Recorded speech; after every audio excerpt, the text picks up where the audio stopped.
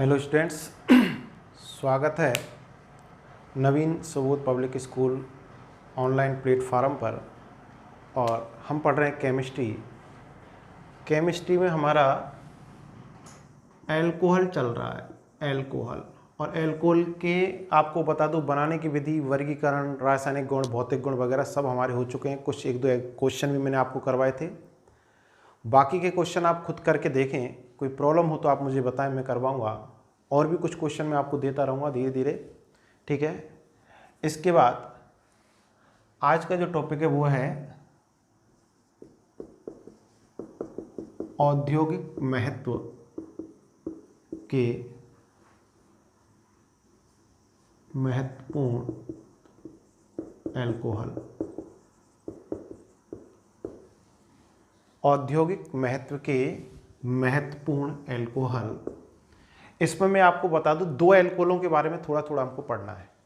औद्योगिक महत्व का मतलब समझते हो ना, कि जिनका बड़े स्तर पर उत्पादन किया जाता हो और बहुत ज़्यादा मात्रा में उनका उपयोग किया जाता हो, वो कहलाते हैं हमारे क्या, औद्योगिक महत्व, ठीक है। इसमें पहला जो एल्कोहल है वो है मैथिल एल्कोहल, ठीक है। मैथिल एल्कोहल आपको पता है संरचना CH3OH। मैथिल एल्कोहल की संरचना क्या है, CH3OH। अब आपको बताएं सबसे पहले, मैथिल एल्कोहल जो है इसको कास्ट स्पिरिट भी कहा जाता है।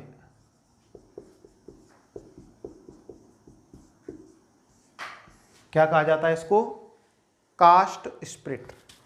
अच्छा, कास्ट स्पिरिट क्यों कहते हैं आपको बता दें, क्योंकि इसको सबसे पहले लकड़ी के भंजक आस्पद से प्राप्त किया गया था।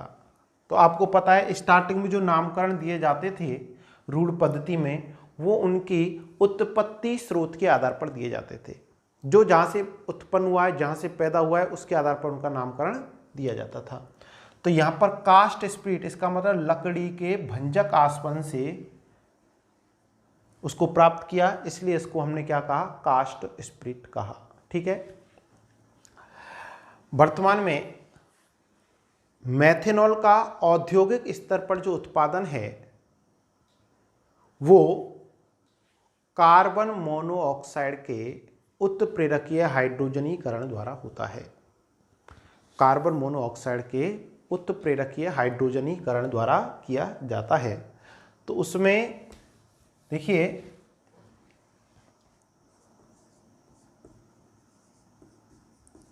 कार्बन मोनोऑक्साइड का हाइड्रोजनीकरण कराते हैं। इसका हाइड्रोजनीकरण ZnO Cr2O3 उत्प्रेरक की उपस्थिति में 200 से 300 वायुमंडलीय दाब तथा 573 से 673 केल्विन ताप कार्बन मोनोऑक्साइड का ZnO तथा Cr2O3 उत्प्रेरक की उपस्थिति में 200 से 300 वायुमंडलीय दाब और 573 से 673 केल्विन ताप पर हाइड्रोजनीकरण जब हम कराते हैं तो हमारा मैथिल एल्कोहल का निर्माण होता है। मैथिल एल्कोहल, ठीक है। ये औद्योगिक स्तर पर, औद्योगिक देखिए कई तरीका से, जैसे प्रयोगशाला में बनाते हैं तो प्रयोगशाला में बहुत कम हमको कोई यौगिक बनाना है तो उसकी अलग विधियां होती हैं। बड़े स्तर पर ज़्यादा मात्रा में बनाना है आपको तो उसके लिए अलग विधियां होती हैं। तो यहाँ पर वर्तमान में मैथिल एल्कोहल का औद्योगिक स्तर पर जो उत्पादन है वो कार्बन मोनोऑक्साइड के उत्प्रेरकीय हाइड्रोजनीकरण द्वारा किया जाता है, ठीक है। अब मैथिल एल्कोहल की अगर मैं बात करूं तो मैथिल एल्कोहल, इसका जो क्वथनांक है वो 337 केल्विन होता है, क्वथनांक, ठीक है। दूसरी बात मैं अगर बात करूं तो मैथिल एल्कोहल, जैसे हम आपको कहें कि शराब जो होती है उसमें कौन सा एल्कोहल होता है, तो उसमें एथिल एल्कोहल होता है, एथेनॉल। मैथिल एल्कोहल क्या है, जहरीली प्रकृति का होता है, ठीक है ना, कैसा होता है, जहरीली प्रकृति का होता है, ये पीने योग्य नहीं है। दूसरी बात क्या है, इसको अगर पी लेते हैं, अगर ये कोई व्यक्ति इसका सेवन करता है तो उससे व्यक्ति में अंधापन आ जाता है। क्या जाता है बेटा, अंधापन। और अगर ज़्यादा मात्रा में अगर इसके कोई सेवन करता है तो व्यक्ति की मृत्यु तक हो सकती है। क्या हो सकती है, व्यक्ति की मृत्यु तक हो सकती है, ठीक है। तो ये, इसके अलावा आपने देखा इसका जो उपयोग है, इसका उपयोग पेंट, वार्निश, इसमें विलायक के रूप में किया जाता है मेथिल एल्कोहल का, बड़े स्तर पर। दूसरा, इसका उपयोग प्रतिहिम, मोटर गाड़ियों के रेडिएटरों में प्रतिहिम माने एंटीफ्रीज, जो ठंडे प्रदेश होते हैं ना वहां पर, जिससे कि वो जमे नहीं, क्या इंजन ठंडा ना हो, क्योंकि इंजन ठंडा होगा तो चलेगा क्या नहीं, तो प्रतिहिम के रूप में भी इसका उपयोग किया जाता है, ठीक है। पहले आप लिख लें, थोड़ा सा लिखिए, मैथिल एल्कोहल को कास्ट स्पिरिट भी कहा जाता है। मैथिल एल्कोहल को कास्ट स्पिरिट भी कहा जाता है क्योंकि मैथिल एल्कोहल को सर्वप्रथम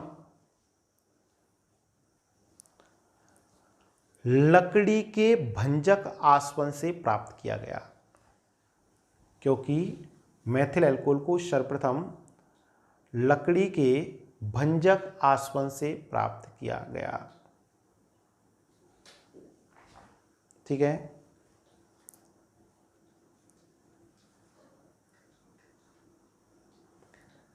इसके बाद नेक्स्ट लाइन में लिखें, वर्तमान में मैथिल एल्कोहल का औद्योगिक स्तर पर उत्पादन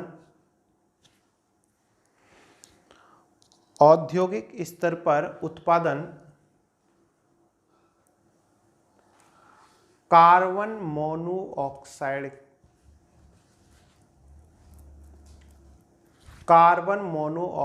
के उत्प्रेरकीय हाइड्रोजनीकरण द्वारा किया जाता है। कार्बन मोनोऑक्साइड के उत्प्रेरकीय हाइड्रोजनीकरण द्वारा किया जाता है, ठीक है। अर्थात कार्बन मोनोऑक्साइड का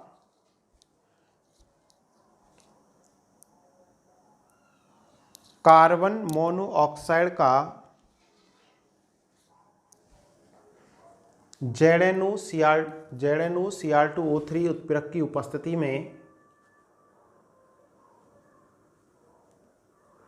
ZnOCr2O3 उत्प्रेरक की उपस्थिति में 200 से 300 वायुमंडलीय दाब 200 से 300 वायुमंडलीय दाब तथा 573 से 673 केल्विन ताप 573 से 673 केल्विन ताप पर हाइड्रोजनीकरण करवाया जाता है तो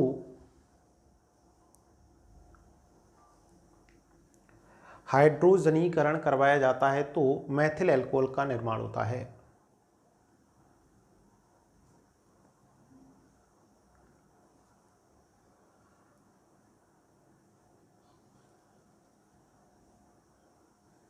मैथिल एल्कोहल का निर्माण होता है, ये अपक्रिया आप बता लें।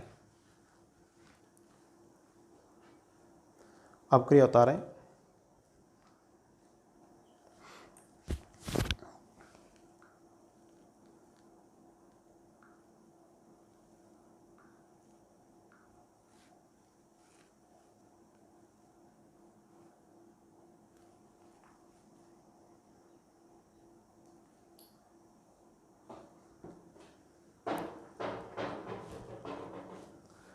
अपक्रिया उतारने के बाद ये अपक्रिया लिख लें आप। इसके बाद आप हेडिंग डालें सामान्य गुण, मेथिल एल्कोहल के सामान्य गुण। अलग अलग लाइन में आप एरो लगा के पॉइंट लिखते चलें। 2-4 पॉइंट आपको मैं लिखाऊंगा। पहला पॉइंट लिखें, मेथिल एल्कोहल रंगहीन द्रव है। मेथिल एल्कोहल रंगहीन द्रव है। दूसरा पॉइंट लिखें, मेथिल एल्कोहल का क्वथनांक 337 केल्विन होता है। मेथिल एल्कोहल का क्वथनांक 337 केल्विन होता है। तीसरा पॉइंट लिखें, मेथिल एल्कोहल जहरीली प्रकृति का होता है। मेथिल एल्कोहल जहरीली प्रकृति का होता है।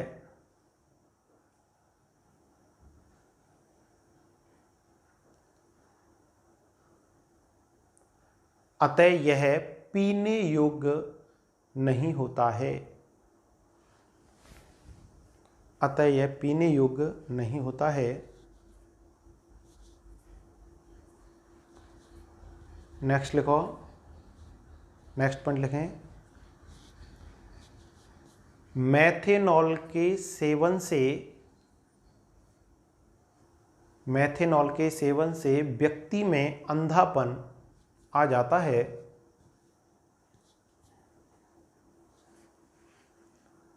अंधापन आ जाता है तथा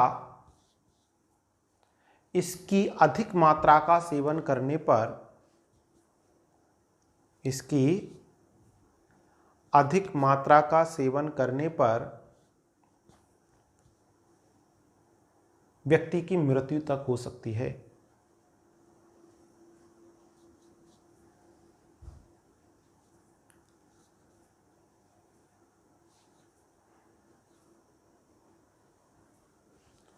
ठीक है, नेक्स्ट लिखिए, नेक्स्ट एरो लगा लिखें, मेथिल एल्कोहल का उपयोग फॉर्मेल्डिहाइड के निर्माण में किया जाता है। फॉर्मेल्डिहाइड के निर्माण में किया जाता है। दूसरा पॉइंट लिखें, मेथिल एल्कोहल का उपयोग पेंट तथा वार्निश में विलायक के रूप में किया जाता है। पेंट तथा वार्निश में विलायक के रूप में किया जाता है।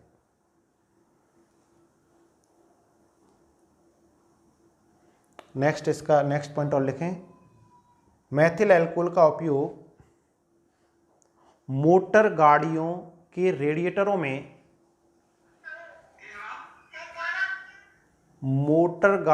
के रेडिएटरों में प्रतिहिम एंटीफ्रिज के रूप में किया जाता है।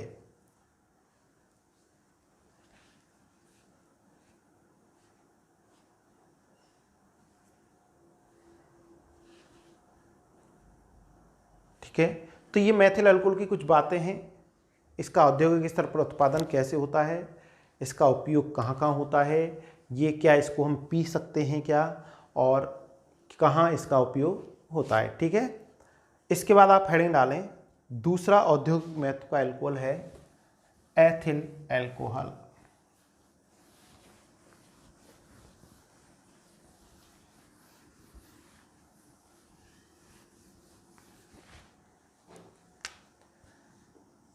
दूसरा है एथिल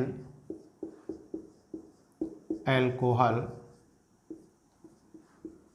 CH3CH2OH। देखिए, एथिल एल्कोहल की बात करें तो आप और हम अच्छे से जानते हैं एथिल एल्कोहल जो है ये पीने योग्य होता है। ठीक है, और इसका बड़े स्तर पर, अगर औद्योगिक स्तर पर बात करें, बड़े स्तर पर इसका उत्पादन की बात करें तो इसका बड़े स्तर पर उत्पादन फर्मेंटेशन किण्वन द्वारा किया जाता है। ठीक है, किण्वन द्वारा आपको पता है, जैसे शुगर मिल के पास से अगर हम गुजरते हैं तो वहाँ पर जैसे एल्कोहल की जैसे क्या आती है, गंध आती है। क्योंकि वहाँ पर ये जो औद्योगिक स्तर पर एथेनॉल का जो उत्पादन है वो मुख्यतया एक तो कैन शुगर मतलब गन्ने की शर्करा, ठीक है ना, इसके अलावा सीरा, ठीक है, और इसके अलावा अंगूर की शर्करा को कहते हैं द्रास शर्करा। अंगूर की शर्करा को क्या कहते हैं? द्रास शर्करा, ठीक है। अच्छा, सीरा क्या है? एक सीरे से भी इसको बनाया जाता है सीरा क्या है? सीरा जो गन्ने का रस होता है ना, और गन्ने के रस का हम आपको पता है गन्ने के रस से क्या बनती है? शुगर बनती है, चीनी बनती है, गुड़ बनता है। तो गन्ने के रस का हम क्रिस्टलीकरण कराते हैं तभी तो क्रिस्टल चीनी के बनते हैं, शुगर के बनते हैं, जिसको हम चीनी कहते हैं। तो गन्ने के रस के क्रिस्टलीकरण के पश्चात एक गाढ़े भूरे रंग का जो द्रव प्राप्त होता है उसको हम सीरा कहते हैं, जो कि शर्करा से, जिसमें शर्करा की प्रचुर मात्रा उपस्थित होती है, ठीक है। आपको पता है फर्मेंटेशन या कहें किण्वन जो है वो ईस्ट एंजाइमों द्वारा प्रक्रिया संपन्न होती है। ईस्ट क्या है? ईस्ट है एंजाइमों का एक समूह जिसमें कई प्रकार के एंजाइम पाए जाते हैं, इनवर्टेज, जाइमेज वगैरह वगैरह, ठीक है ना।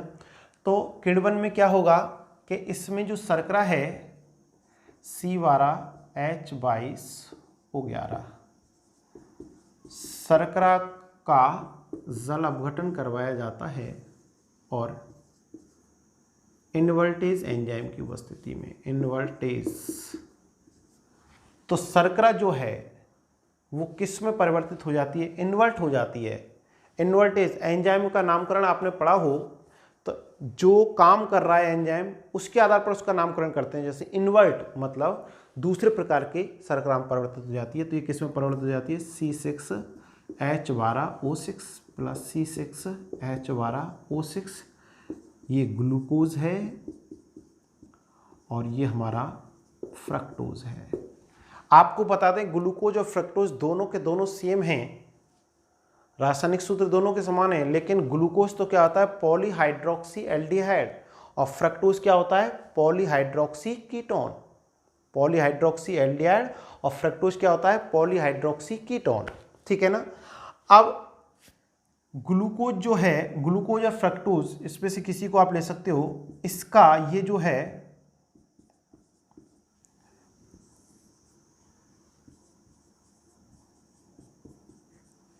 जाइमेज एंजाइम, ये जो है जाइमेज एंजाइम की उपस्थिति में किसमें परिवर्तित हो जाता है? एथेनॉल,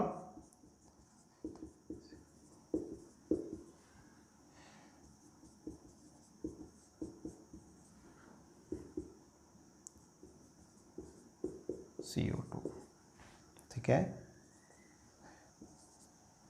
और ये हमारा हो गया 12।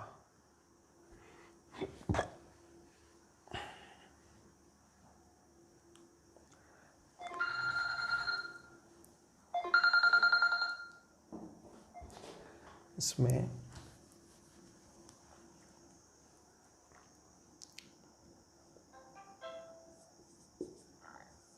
ठीक है, तो ये लिखें आप, लिखो एथेनॉल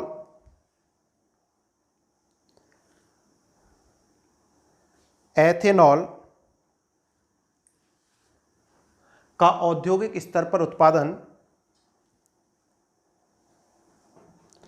एथेनॉल का औद्योगिक स्तर पर उत्पादन शर्करा के किण्वन द्वारा किया जाता है। शर्करा के किण्वन द्वारा किया जाता है। लिखो,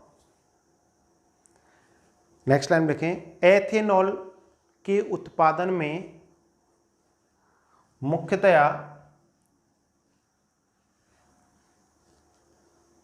सीरा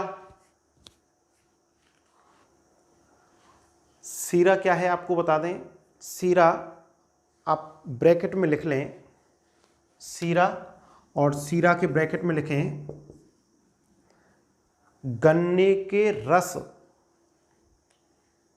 सीरा के ब्रैकेट में लिखें कि सीरा क्या है, गन्ने के रस के क्रिस्टलीकरण के पश्चात, गन्ने के रस के क्रिस्टलीकरण के पश्चात शेष बचा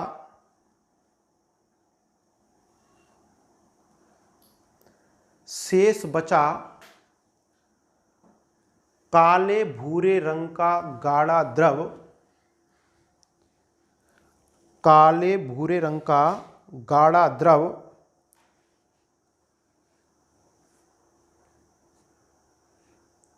सीरा कहलाता है। ब्रैकेट बंद कर दें। काले भूरे रंग का गाढ़ा द्रव सीरा कहलाता है। ठीक है, पहला क्या लिखा आपने, सीरा, कॉमा, गन्ना, कैन शुगर, गन्ने की शर्करा, इसको भी आप गन्ने की शर्करा कह सकते हैं, लेकिन सीरा अलग से बचा इसलिए उसको कहा है, तथा अंगूर की शर्करा, तथा अंगूर की शर्करा, अंगूर की शर्करा को ब्रैकेट में लिख देना द्राक्ष शर्करा, द्राक्ष शर्करा, अंगूर की शर्करा को द्राक्ष शर्करा के किण्वन द्वारा, के किण्वन, देखो या तो सीरा या गन्ने की शर्करा या अंगूर की शर्करा, अंगूर शर्करा को कहते हैं द्राक्ष की शर्करा के किण्वन द्वारा एथेनॉल का निर्माण किया जाता है। तो देखिए बहुत सिंपल अपक्रिया है। सबसे पहले शर्करा है, शर्करा का जल अपघटन इन्वर्टेज एंजाइम की उपस्थिति में ग्लूकोज और फ्रक्टोज बनेगा, ग्लूकोज और फ्रक्टोज, इसके बाद जो ग्लूकोज या फ्रक्टोज का हम क्या करते हैं, जाइमेज एंजाइम की उपस्थिति में उसका वो किस में परिवर्तित हो जाएगा, बोलो, एथेनॉल, और CO2 गैस इसमें से बाहर निकलेगी। ठीक है, तो आप ये अपक्रिया पहले उतार लें दोनों।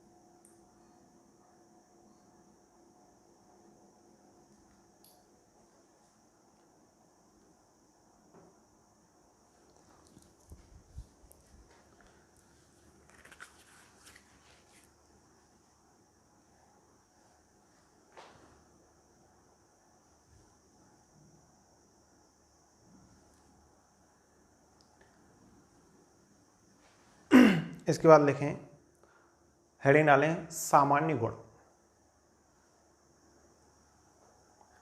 सामान्य गुण में लिखिए, पहला पॉइंट लिखें, एरो लगा के पॉइंट लिख लें, 5-7 पॉइंट में इसमें आपको लिखाऊंगा।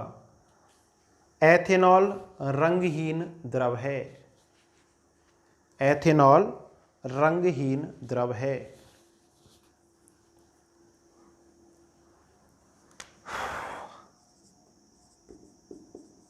दूसरा पॉइंट लिखना, एथेनॉल का क्वथनांक, एथेनॉल का क्वथनांक 351 केल्विन होता है। एथेनॉल का क्वथनांक कितना होता है, 351 केल्विन होता है।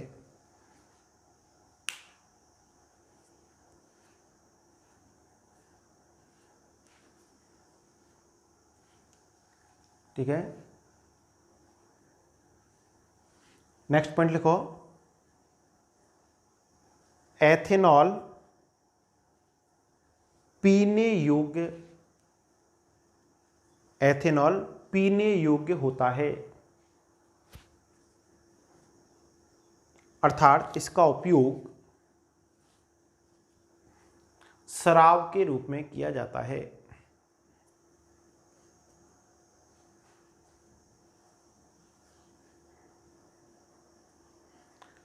नेक्स्ट एरो लगा के पॉइंट लिखें।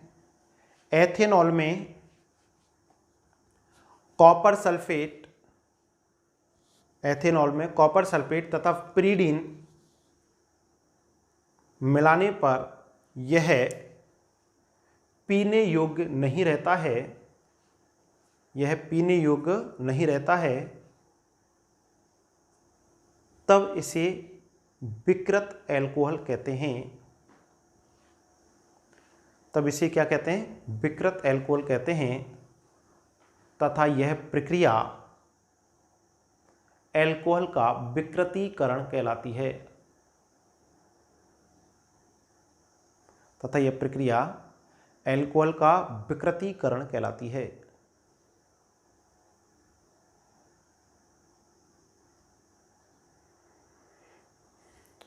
नेक्स्ट लिखो,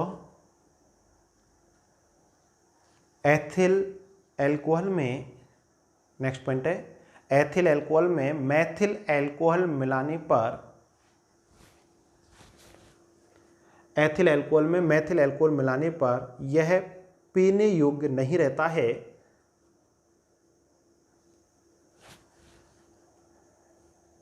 तब इसे विगुणित एल्कोहल कहा जाता है। विगुणित एल्कोहल कहा जाता है।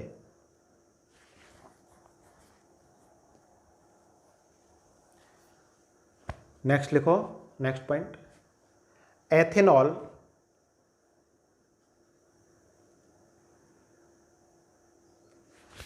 ये आपको पता है कि एथेनॉल का जो सेवन करते हैं ना, तो उनका ये CNS सिस्टम क्या होता है? डिप्रेस होता है। तो एथेनॉल का सेवन करने के बाद व्यक्ति की क्या निर्णय लेने की क्षमता क्या हो जाती है? घट जाती है, ठीक है ना, निर्णय लेने की क्षमता घट जाती है, और इसकी ज़्यादा मात्रा जो है वो श्वसन तंत्र को भी प्रभावित करती है। नेक्स्ट पॉइंट लिख लो, एथेनॉल केंद्रीय तंत्रिका तंत्र को प्रभावित करता है,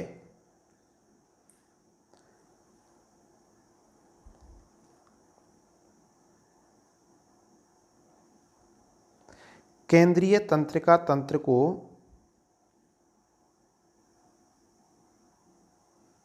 प्रभावित करता है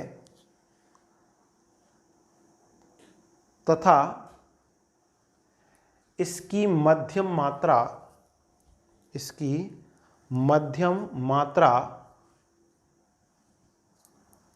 निर्णय लेने की क्षमता को प्रभावित करती है।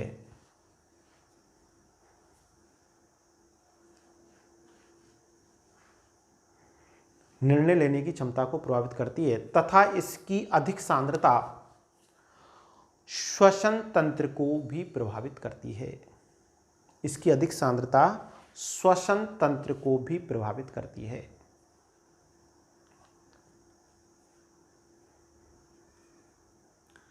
नेक्स्ट पॉइंट लिखें, एथिल एल्कोहल का उपयोग, एथिल एल्कोहल का उपयोग पेंट तथा, देखो ये मैथिल एल्कोहल का भी उपयोग था, ये मैथिल एल्कोहल का भी उपयोग था पेंट तथा वार्निश में, और ये एथिल एल्कोहल का भी उपयोग है पेंट तथा वार्निश में।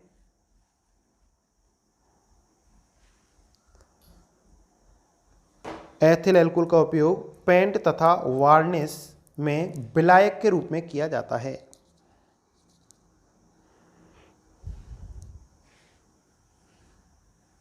ठीक है। अच्छा एक बात देखिए, आप जो अंगूर होते हैं ना बेटा, अंगूर, एक नोट डाल लें आप, उसमें लिखें नोट। आपको पहले बता देता हूं फिर लिखना। अंगूर जो होते हैं, अंगूर में पके हुए जो अंगूर हैं उनमें शर्करा की मात्रा प्रचुरता से पाई जाती है, बहुत ज़्यादा मात्रा शर्करा की पाई जाती है, ठीक है ना। और जो पके हुए अंगूर हैं उसमें शर्करा प्रचुर मात्रा में पाई जाती है, और उसकी जो भारी सतह है ना उस पर ईस्ट एंजाइमों का समूह पाया जाता है। ठीक है, सुन रहे हैं मेरी बात, कि जो अंगूर हैं, पके हुए अंगूर, उसमें शर्करा बहुत ज़्यादा मात्रा में पाई जाती है, और उसकी भारी सतह पर क्या पाया जाता है? ईस्ट एंजाइमों का समूह पाया जाता है।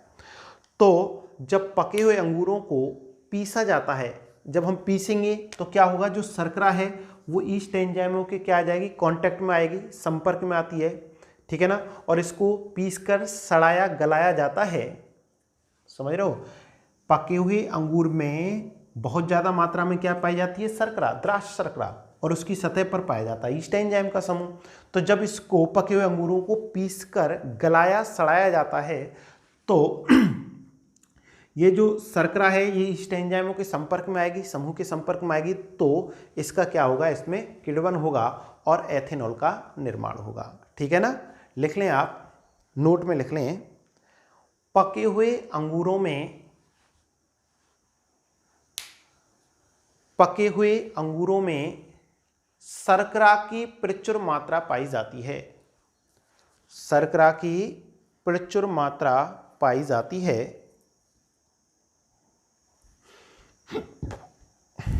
तथा इसकी बाहरी सतह पर, इसकी बाहरी सतह पर ईस्ट एंजाइम पाए जाते हैं। अच्छा, ईस्ट एंजाइम क्या है, एंजाइमों का जो किण्वन में काम आते हैं उनका समूह होता है, ईस्ट एंजाइम पाए जाते हैं। लिखिए, जब पके हुए अंगूरों को पीसा जाता है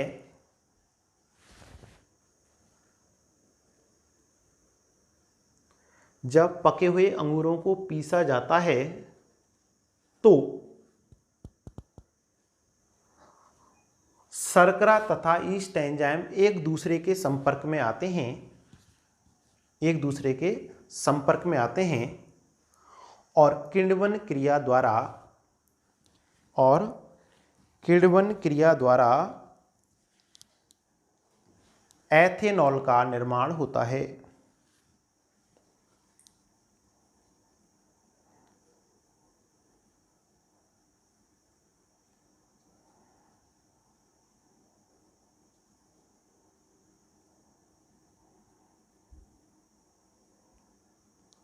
एथेनॉल का निर्माण होता है,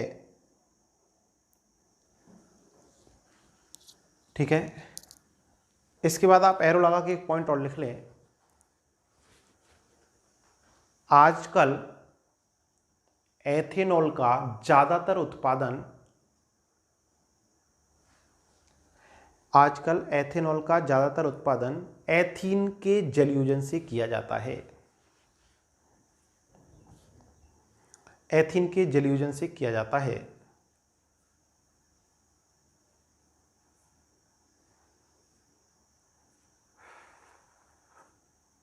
ठीक है बेटा, तो ये हमारे दो औद्योगिक महत्व के एल्कोहल हो गए, एक मेथिल एल्कोहल हो गया, एक हमारा एथिल एल्कोहल हो गया, ठीक है। अब इसमें आपको ज़्यादा कुछ याद नहीं करना है कि कैसे बनाया जाता है मेथिल एल्कोहल को, कैसे बनाया जाता है एथिल एल्कोहल को, कैसे बनाया जाता है, कहाँ कहाँ इनका उपयोग होता है, कौन सा जहरीला है, कौन सा पीने योग्य, ये छोटी छोटी बातें हैं।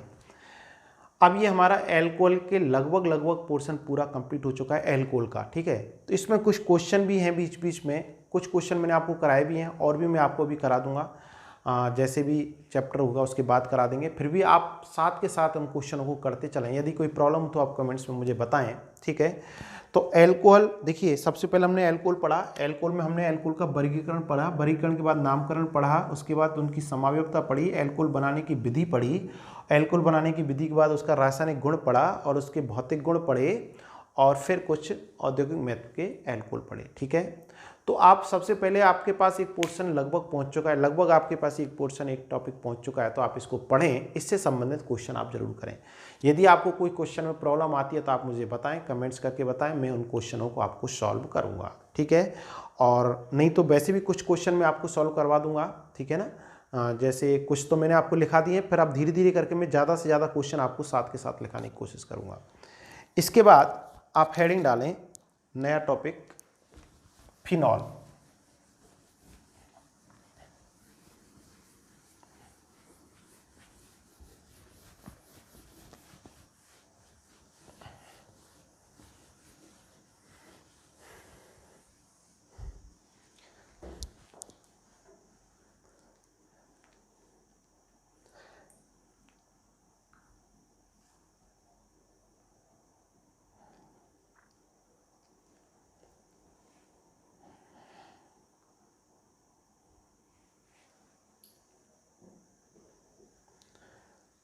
नया टॉपिक हेडिंग डालिए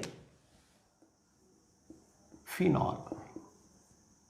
ठीक है, आपको मैंने जब एल्कोलों का हम वर्गीकरण पढ़ रहे थे तो मैंने आपको एरेल एल्कोल लिखा था, और एरेल एल्कोल में मैंने कहा था कि इनमें जो OH क्रियात्मक समूह है, अच्छा पहले तो मैं आपको बता दूं ये बेंजीन वलय है, ठीक है ना, और ये बेंजीन है, और बेंजीन से सीधे कौन जुड़ गया, OH। इसको हम एरिल समूह कहते हैं, और इससे कौन जुड़ा है, क्रियात्मक समूह OH। तो जो समूह बनता है इसको हम क्या कहते हैं, फिनॉल। हम क्या कह सकते हैं, बेंजीन का हाइड्रोक्सी व्युत्पन्न फिनॉल कहलाता है। क्या कहलाता है, बेंजीन का हाइड्रोक्सी व्युत्पन्न फिनॉल कहलाता है। अच्छा, फिनॉल जो है इसका, फिनॉल जो है इसका सामान्य नाम भी है, और फिनॉल नाम को ही आईपीएससी द्वारा एडॉप्ट किया गया है, तो आईपीएससी पद्धति में भी इसका नाम हम फिनॉल लिखते हैं। ठीक है, पहली बात। दूसरी बात क्या है कि फिनॉलों को OH समूह की संख्या के आधार पर, फिनॉल को भी हम मोनोहाइड्रिक, अब जैसे ये फिनॉल है तो इसको हम क्या कहेंगे, मोनोहाइड्रिक फिनॉल। मोनोहाइड्रिक किसे कहेंगे, बेंजीन वलय पर अलग कार्बन पर एक OH समूह। फिर दूसरा आप देखिए डाइहाइड्रिक किसे कहेंगे, बेंजीन वलय पर दो अलग अलग कार्बन पर दो OH समूह उपस्थित हों, डाइहाइड्रिक फिनॉल। और तीसरा हमारा ट्राइहाइड्रिक फिनॉल।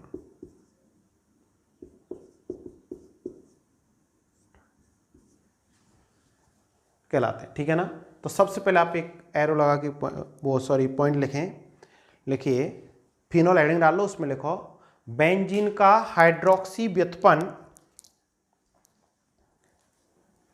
बेंजीन का हाइड्रोक्सी व्युत्पन्न फिनॉल कहलाता है।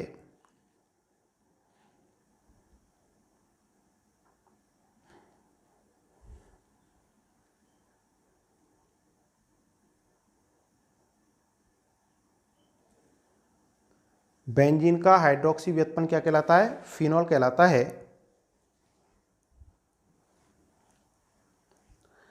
अर्थात ऐसे हाइड्रोकार्बन यौगिक, ऐसे हाइड्रोकार्बन यौगिक जिनमें,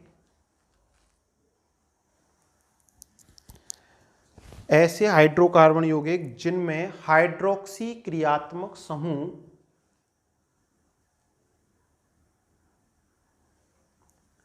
हाइड्रोक्सी क्रियात्मक समूह सीधे बेंजीन वलय पर जुड़ा होता है, सीधे बेंजीन वलय पर जुड़ा होता है, फिनॉल कहलाते हैं।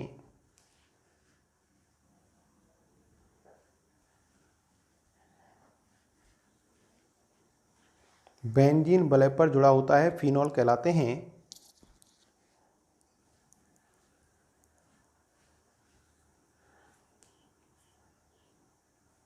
लिखें, नेक्स्ट लाइन लिखें एरो लगा के।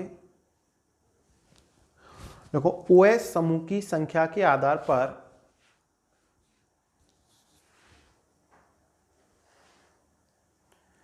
अच्छा OH समूह की संख्या के आधार पर आपने एल्कोहल देखे, एल्कोहल को प्रकार देखा, मोनोहाइड्रिक एल्कोहल, डाइहाइड्रिक एल्कोहल और ट्राइहाइड्रिक एल्कोहल, पॉलीहाइड्रिक एसिड। ठीक है ना, लिख लो OH समूह की संख्या के आधार पर फिनॉल भी मोनोहाइड्रिक,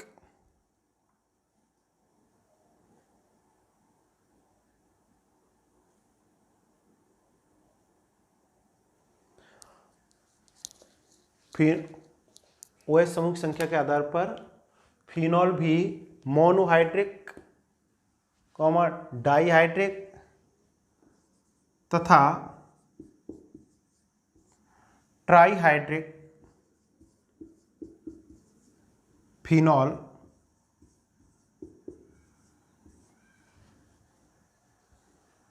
हो सकते हैं। में या दूसरी तरह से कहें कि फिनोलों को OH समूह की संख्या के आधार पर भी आप बांट सकते हो कि इसमें मोनोहाइड्रिक, डाईहाइड्रिक और ट्राईहाइड्रिक। तो ये आपके पास monohydric 1 OH, 2 OH, dihydric 3 OH, trihydric 3 OH। अब ये हो सकता है कि ये OH यहाँ भी हो, यहाँ ना हो, यहाँ हो या ना हो, ऐसे, ठीक है ना। तो ये ट्राईहाइड्रिक प्रकार के फिनोल हो सकते हैं। ये तीनों आप लिख लें।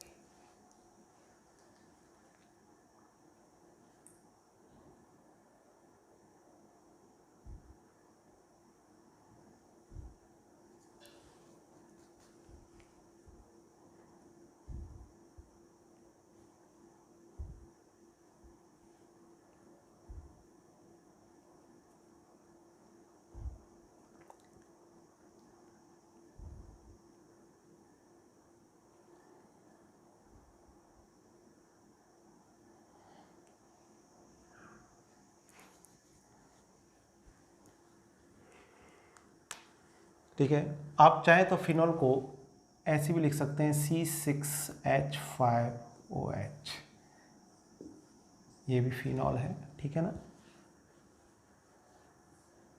ये लिख लिया आपने। अब हेडिंग डालो आप नामकरण। नामकरण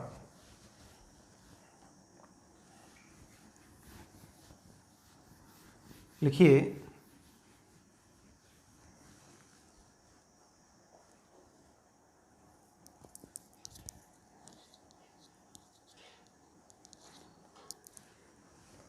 देखो,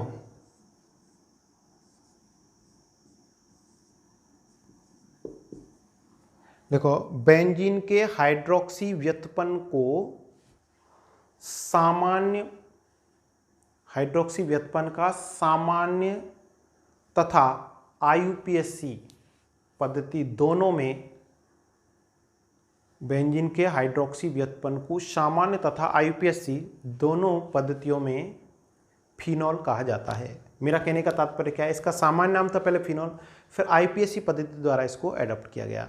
तो अगर हम इसका सामान्य नाम लिखेंगे तो क्या होगा, फिनोल, और इसका IUPAC नाम भी क्या होगा, फिनोल। ठीक है,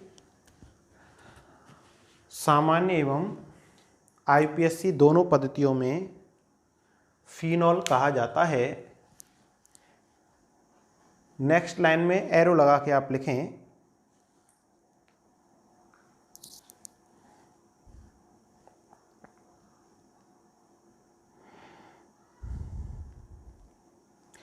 लिखिए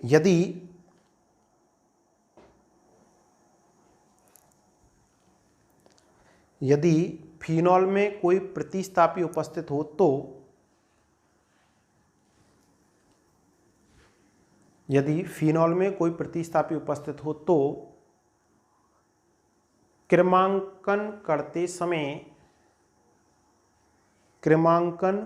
समय उस कार्बन को नंबर 1 दिया जाता है जिस कार्बन पर हाइड्रोक्सी क्रियात्मक समूह जुड़ा होता है। ठीक है, तो जैसे मैं आपसे कहूं, मैं कुछ एग्जांपल आपको लिख रहा हूं। ये फिनोल है और ये इसके साथ CH3, ठीक है। ये फिनोल और ये इसके साथ CH3, ये फिनोल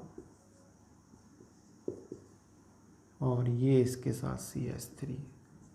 अच्छा, एक बात और सुन लो बेटा, इसमें क्या है, जो एरोमेटिक हाइड्रोकार्बन यौगिक होते हैं ना, उसमें द्विप्रतिस्थापी जो समूह होते हैं ना, उनको एक सामान्य स्थिति से प्रदर्शित किया जाता है। सामान्य स्थिति से कैसे प्रदर्शित किया जाता है मैं आपको बता दूं। माना ये बेंजीन वाला है, ये बेंजीन है और यहाँ पर कोई प्रतिस्थापी समूह जुड़ा हुआ है। अब हम क्रमांकन यहाँ से करेंगे 1 2 3 4 5 6, तो इनकी द्विप्रतिस्थापी मतलब दो स्थितियों पर यदि प्रतिस्थापी उपस्थित हो तो उनको एक सामान्य शब्द से हम डिनोट करते हैं, उसको लिखते हैं। तो सामान्य शब्द क्या है? यदि पहली और दूसरी स्थिति पर प्रतिस्थापी हो तो उसको हम ऑर्थो लिखते हैं। क्या लिखते हैं उसको? ऑर्थो। अब पहली दूसरी हो या फिर यहाँ हो, तो ये जब दो प्रतिस्थापी होंगे ना तो क्रमांकन 1 2 यूँ करेंगे, और अगर वो प्रतिस्थापी यहाँ जुड़ा होगा तो वो 1 2 यहाँ आ जाएगा। ठीक है। और यदि पहली और तीसरी स्थिति पर, ये द्विप्रतिस्थापियों के लिए बात हो रही है, दो प्रतिस्थापी, ओनली टू प्रतिस्थापी। ठीक है। तो उसको हम कहते हैं मेटा। और पहली और चौथी स्थिति पर जो है उसको हम क्या कहते हैं? पैरा। ये सामान्य कुछ शब्द हैं जिनका उपयोग इनके सामान्य नामकरण में किया जाता है। ठीक है। तो आप एक बार देख लें इनको, और साइड में अगर कहीं लिखना चाहें तो लिख सकते हैं।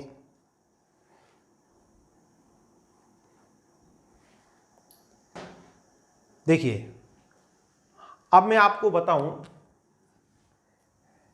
अगर कोई बेंजीन है और बेंजीन पर एक OH समूह जुड़ा हुआ और एक कौन सा? CH3 जुड़ा हुआ है, तो इसको क्रीसॉल कहते हैं। क्या कहते हैं इसको? क्रीसॉल। ध्यान से सुने। अब मैंने कहा कि अब क्रीसॉल है, ठीक है ना। अब इनके सामान्य नाम में इनकी स्थितियों को, द्विप्रतिस्थापी समूह की स्थितियों को एक शब्द से हम प्रदर्शित करते हैं। तो ये दोनों एक दूसरे से कौन सी स्थिति पर है? देखो, एक और ये दो, पहली और दूसरी स्थिति पर। तो इसको हम क्या लिखते हैं? ऑर्थो।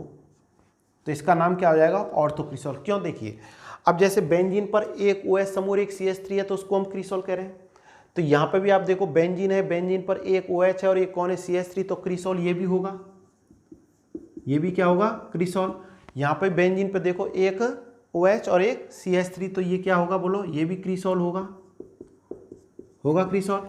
लेकिन अब तीनों के नाम तो क्रीसॉल तो होंगे, लेकिन अब इनमें डिफरेंस कैसे करेंगे कि ये क्रीसॉल है, ये क्रीसॉल है, ये क्रीसॉल है, तो इसमें CH3 कहाँ जुड़ा हुआ है? तो इसको डिफरेंट कैसे करेंगे हम, कि जो हम मूल शब्द इनके उपयोग में ला रहे हैं कि अगर पहली दूसरी स्थिति पर हैं दोनों प्रतिस्थापी, तो उसके नाम से पहले क्या लिखेंगे? ऑर्थो, और O से प्रदर्शित करेंगे। अब ये कौन सी पर है? बोलो, 1 2 3, तो इसमें क्या लिखेंगे अपन?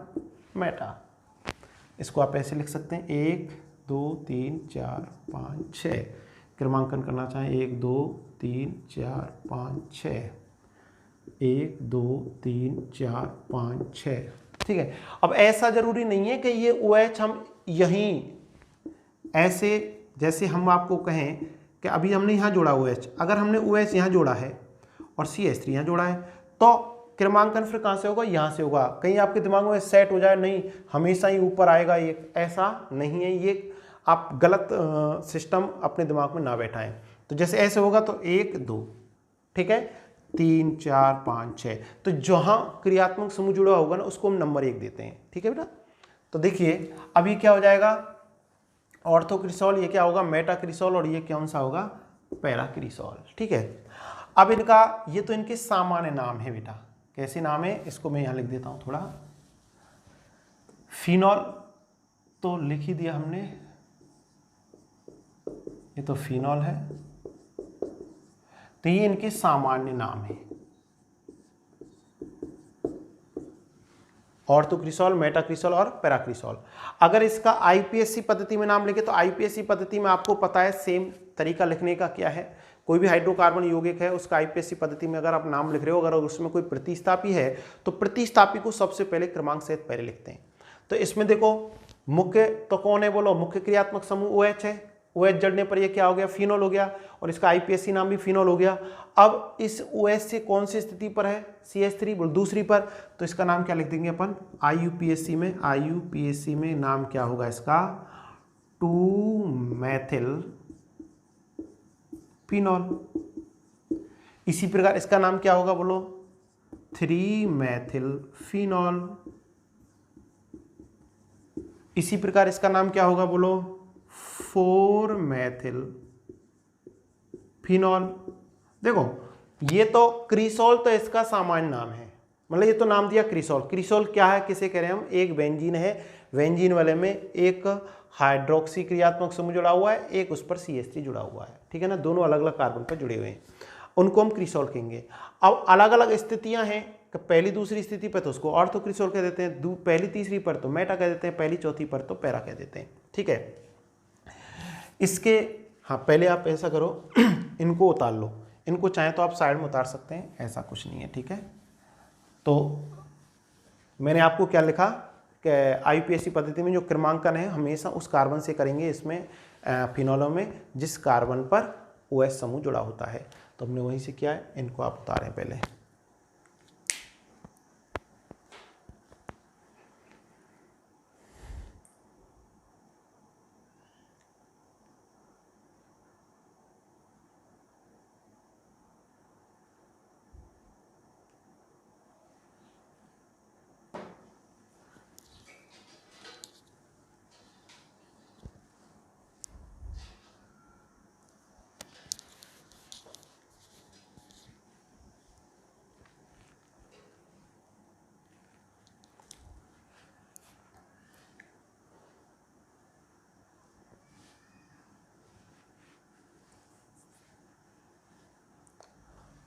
ये उतार लिया आपने ना। ठीक है, अब देखो इसके एक दो एग्जाम्पल और हैं।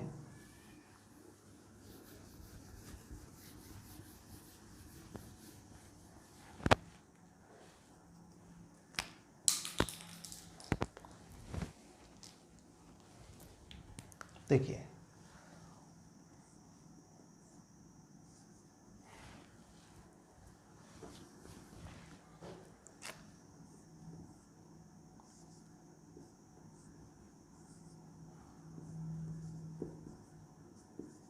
OH, अब बेंजीन पर कितने हाइड्रोक्सी समूह हो गए? 2।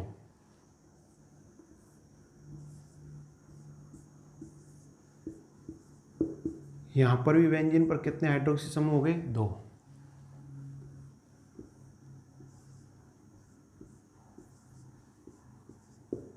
और यहां पर भी कितने हो गए? 2। तो आप देखें तो इनके जो सामान्य नाम है, देखिए सामान्य नाम अलग अलग तरीका से आते हैं, आपको पता है सामान्य नाम। तो सामान्य नाम तो इसका सामान्य नाम है कैटेकॉल। क्या नाम है? कैटेकॉल। इसका है रिसोर्सिनॉल और इसका है हाइड्रोक्विनॉल। हाइड्रोक्विनॉल, ठीक है, ये इनके सामान्य नाम है। कैटेकॉल मतलब अगर 2 OH समूह पहली दूसरी स्थिति पर हों तो उसको हम कहते हैं हाइड्रोक्विनॉल। ठीक है, अब इसमें क्रमांकन जैसे करना चाहें तो आप यहां से करेंगे तो 1 2 3 4 ऐसे करेंगे, यहां से करेंगे तो 1 2 3 ऐसे करेंगे, 1 2 3 4 5 6, 1 2 3 4 5 6, 1 2 3 4 5 6। ठीक है, अगर पहली तीसरी स्थिति पर 2 OH समूह है तो उसको कहते हैं रिसोर्सिनॉल, और पहली और चौथी स्थिति पर 2 OH समूह तो इसको हम क्या कहते हैं? हाइड्रोक्विनॉल। ठीक है, अब इनका अगर हमको आईयूपीएसी पद्धति में नाम लिखना है,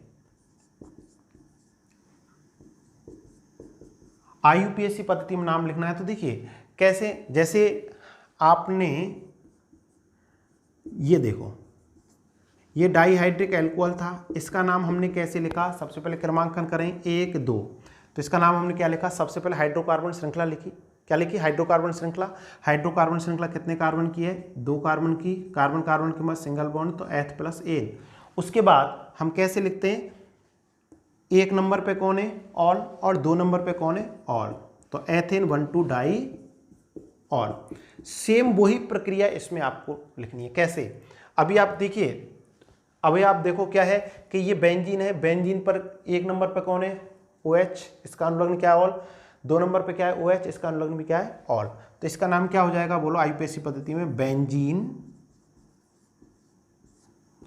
1 2 डाई ऑल। आईयूपीएसी पद्धति सेम चलती है सब जगह, 1 2 डाई ऑल। देखिए इसी प्रकार अब यहां पे देखो बेंजीन है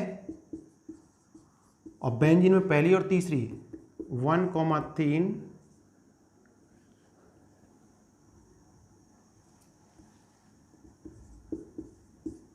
डाई ऑल। इसी प्रकार यहां पे देखो बेंजीन 1,4 डाइऑल। ठीक है, तो ये कैटेकॉल, रिसोर्सिनॉल, हाइड्रोक्विनॉल ये इनके सामान्य नाम हैं। कैटेकॉल क्या है, 2 OH समूह है पहली दूसरी स्थिति पर। रिसोर्सिनॉल क्या है, 2 OH समूह पहली और तीसरी स्थिति पर।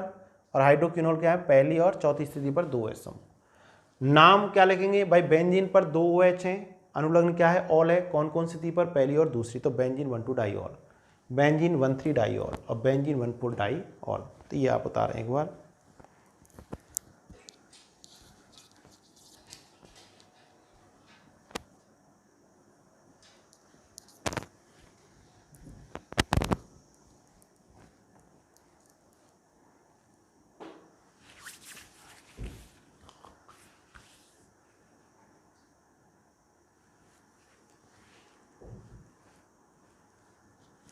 ठीक है बेटा, आज के लिए इतना ही, बाकी काम नेक्स्ट पढ़ते रहें। और जो क्वेश्चन हैं आपके बुक में, फिर एल्कोहल के संबंधित जितने भी क्वेश्चन आप करके देखें, अगर कोई प्रॉब्लम हो तो मुझे आप बताएं, ठीक है ना। बाकी के मैक्सिमम क्वेश्चन आपसे हो जाएंगे। Thank you.